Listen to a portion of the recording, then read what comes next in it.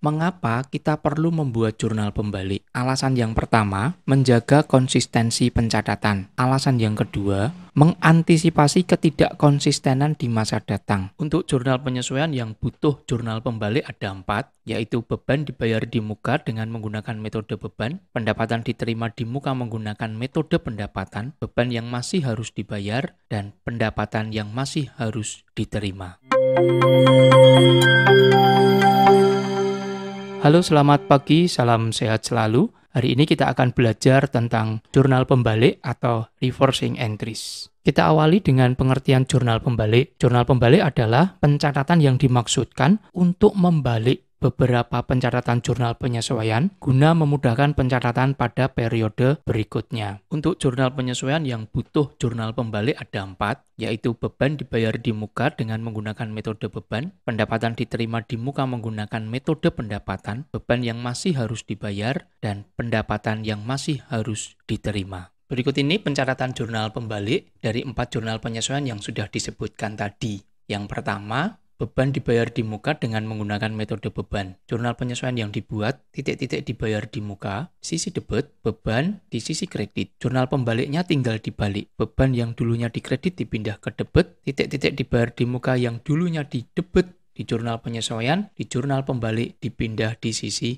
kredit. Kemudian jurnal penyesuaian yang kedua adalah pendapatan diterima di muka dengan menggunakan metode pendapatan. Jurnal penyesuaiannya pendapatan di sisi debit dan titik-titik diterima di muka di sisi kredit. Jurnal pembaliknya tinggal dibalik, titik-titik diterima di muka di sisi debit, pendapatan di sisi kredit. Kemudian yang ketiga, beban yang masih harus dibayar, beban di sisi debit, utang di sisi kredit. Jurnal pembaliknya kita balik. Utang di sisi debit, beban di sisi kredit. Dan yang terakhir, piutang yang masih harus diterima, jurnal penyesuaiannya piutang di sisi debit, pendapatan di sisi kredit. Jurnal pembaliknya, pendapatan dibalik di sisi debit, kemudian piutang di sisi kredit. Untuk cara menghafal pembuatan jurnal pembalik ini, perhatikan jika ada beban di sisi kredit, maka perlu dibuat jurnal pembalik. Karena beban itu saldo normalnya di sisi debit.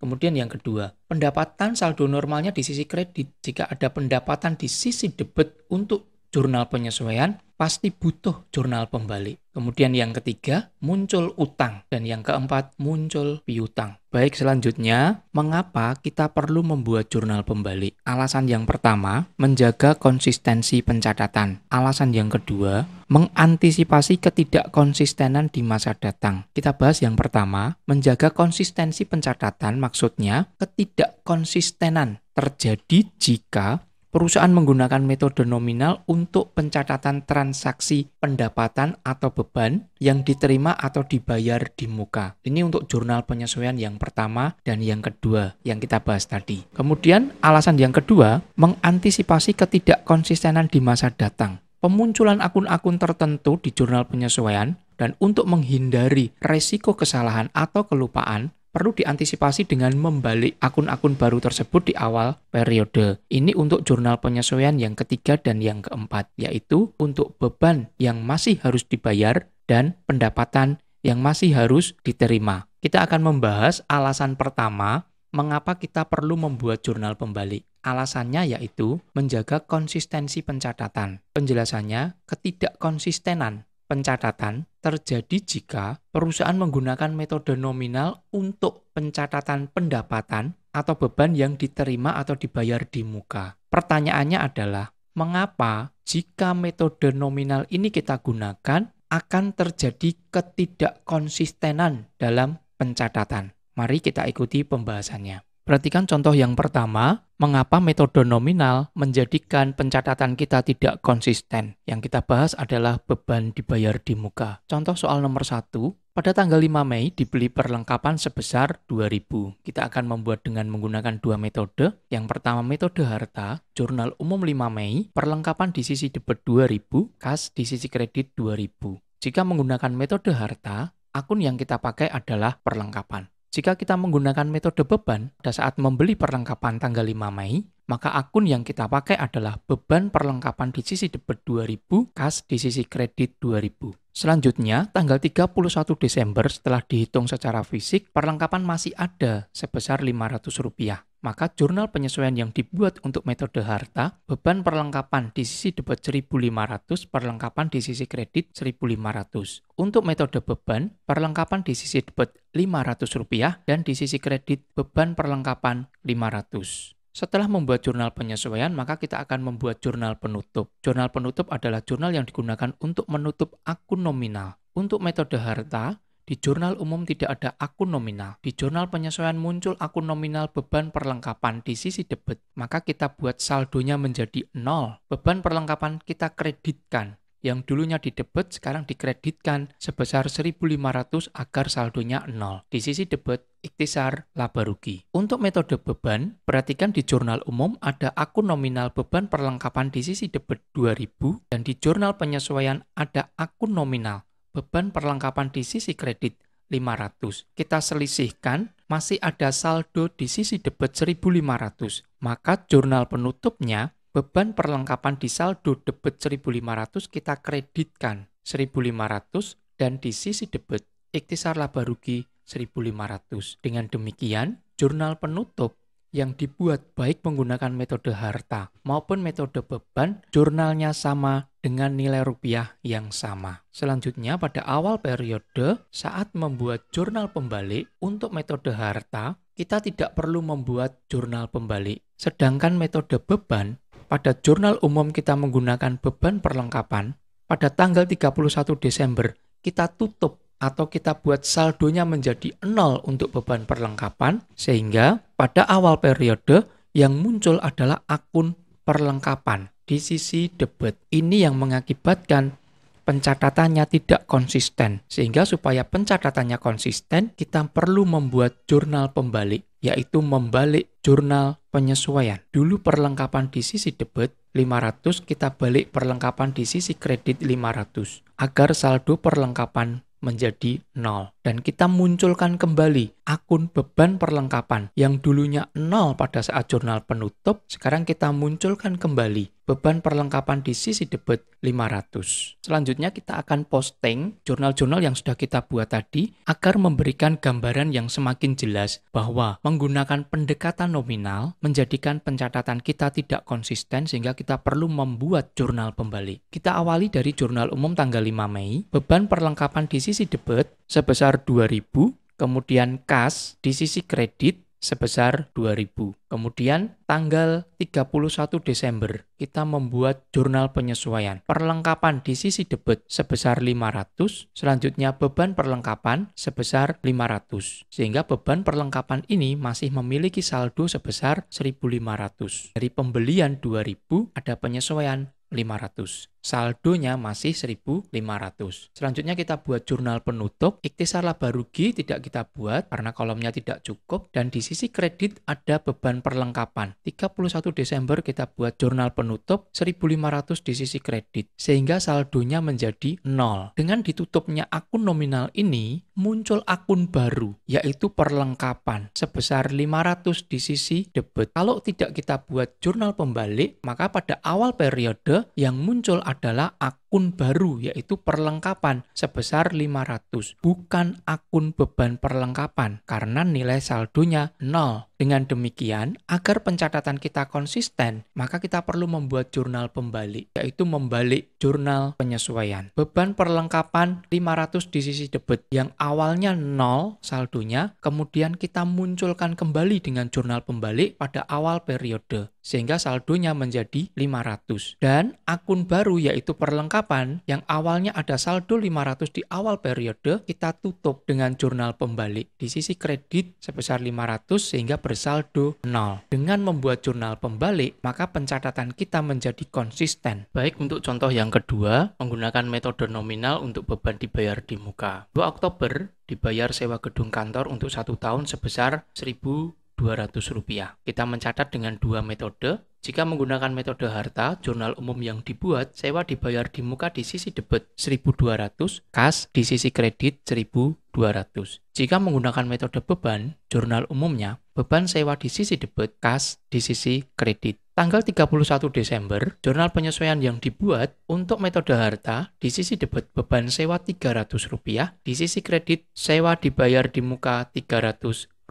Jika menggunakan metode beban, jurnal penyesuaiannya sewa dibayar di muka di sisi debit 900, beban sewa di sisi kredit 900. Selanjutnya kita membuat jurnal penutup. Perhatikan akun nominal yang ada. Hanya ada satu beban sewa di sisi debit, kita kreditkan beban sewa di sisi kredit, ikhtisar laba rugi di sisi debit. Untuk metode beban, perhatikan di jurnal umum ada beban sewa 1.200, di sisi kredit ada jurnal penyesuaian beban sewa 900, masih ada saldo 300 di sisi debit. Maka kita tutup jurnal penutupnya beban sewa di kredit 300, debitnya ikhtisar laba rugi di debit 300. Jurnal pembalik untuk metode harta tidak membuat jurnal pembalik, tetapi untuk metode beban perlu dibuat jurnal pembalik agar pencatatan menjadi konsisten. Untuk lebih jelasnya, sama dengan soal yang satu, akan saya bahas posting dari masing-masing jurnal yang kita buat ini. Baik, perhatikan posting untuk masing-masing jurnal tadi agar memberikan gambaran yang lebih jelas bahwa metode nominal menjadikan pencatatan kita tidak konsisten. Jurnal umum 2 Oktober kita buat beban sewa di sisi debit 1.200, selanjutnya kas di sisi kredit 1.200. Kemudian jurnal penyesuaian sewa dibayar di muka, kita buatkan akun baru untuk sewa dibayar di muka sebesar 900 di sisi debit, kreditnya adalah beban sewa di sisi kredit 900. Kemudian kita tutup dengan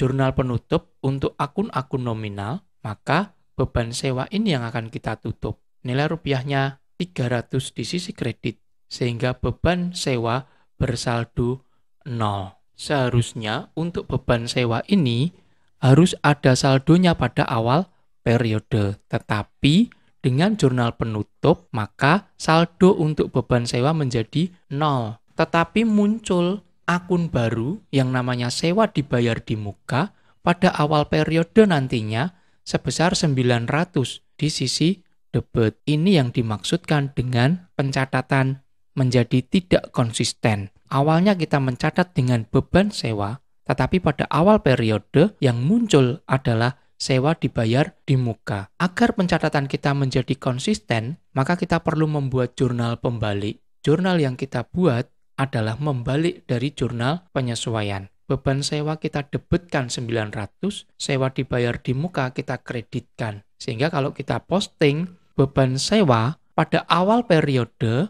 muncul saldo di sisi debit sebesar 900 dan sewa dibayar di muka saldonya pada awal periode menjadi 0. Jadi, dengan demikian, pembuatan jurnal pembalik akan menjadikan pencatatan kita menjadi konsisten.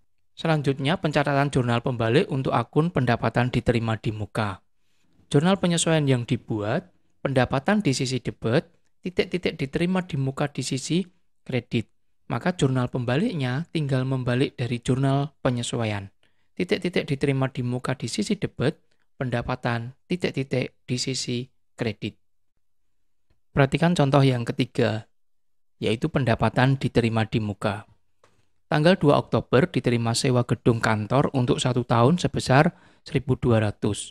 Kita akan menggunakan metode harta atau real dan metode pendapatan. Jurnal umum untuk metode real, kas di sisi debit, pendapatan sewa diterima di muka di sisi kredit. Jika menggunakan metode nominal, maka kas di sisi debit, pendapatan sewa di sisi kredit. Jurnal penyesuaian yang kita buat untuk metode harta, di sisi debit sewa diterima di muka, pendapatan sewa di sisi kredit. Kemudian untuk metode pendapatan sewa di sisi debit 900, sewa diterima di muka di sisi kredit 900. Selanjutnya kita akan membuat jurnal penutup. Perhatikan akun nominal untuk metode harta. Di jurnal penyesuaian ada pendapatan sewa 300. Maka kita buat jurnal penutupnya, pendapatan sewa di sisi debit 300, ikhtisar laba rugi 300. Untuk jurnal penutup metode nominal atau pendapatan, di jurnal umum ada pendapatan di sisi kredit 1.200, jurnal penyesuaiannya pendapatan sewa debit 900. Sehingga kita selisihkan masih ada saldo kredit 300. Maka kita tutup dengan jurnal penutup, saldonya kredit 300, kita debitkan pendapatan sewa 300 di sisi debit, ikhtisar laba rugi di sisi kredit. Sehingga jurnal penutup untuk metode real maupun metode nominal, akun dan nilai rupiahnya adalah sama. Pendapatan sewa di sisi debit 300, ikhtisar laba rugi di sisi kredit 300. Untuk metode harta tidak dibuat jurnal pembalik. Sedangkan untuk metode pendapatan perlu dibuat jurnal pembalik, yaitu dengan membalik jurnal penyesuaian yang sudah dibuat tanggal 31 Desember yang lalu. Selanjutnya kita akan memposting jurnal-jurnal yang sudah kita buat tadi. Tanggal 2 Oktober kita posting kas di sisi debit 1.200, kemudian pendapatan sewa di sisi kredit 1.200. 31 Desember jurnal penyesuaian, pendapatan sewa di sisi debit 900, sehingga saldonya ada saldo kredit 300. Sewa diterima di muka di sisi kredit sebesar 900. Kemudian kita buat jurnal penutup, jurnal yang digunakan untuk menutup akun nominal, maka pendapatan sewa kita tutup. Nilainya menjadi 0. Ini yang menjadikan kita tidak konsisten. Padahal pada jurnal umum kita menggunakan pendapatan sewa, pada akhir periode karena adanya jurnal penutup, maka saldo untuk pendapatan sewa 0. Yang muncul adalah akun baru, yaitu sewa diterima di muka di sisi kredit pada awal periode berikutnya.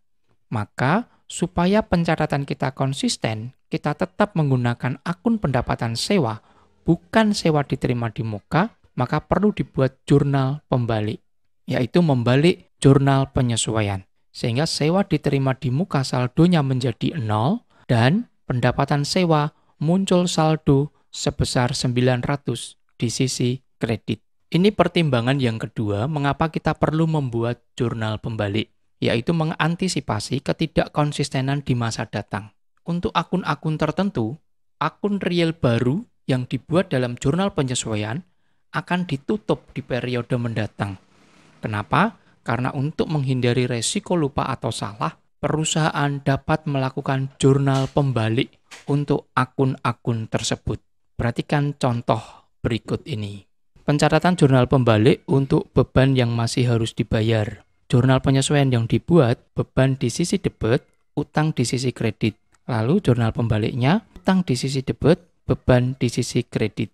Untuk contoh soalnya, pada tanggal 31 Desember masih harus dibayar beban gaji sebesar Rp1.000. Maka jurnal penyesuaiannya, beban gaji di sisi debit 1.000, utang gaji di sisi kredit 1.000. Untuk jurnal pembalik, tinggal membalik jurnal penyesuaian yang dibuat, utang gaji di sisi debit 1.000, beban gaji di sisi kredit 1.000. Pencatatan jurnal pembalik untuk pendapatan yang masih harus diterima. Jurnal penyesuaian yang dibuat, piutang di sisi debit, pendapatan di sisi kredit. Kemudian jurnal pembaliknya, pendapatan dipindah di sisi debit, piutang dipindah di sisi kredit.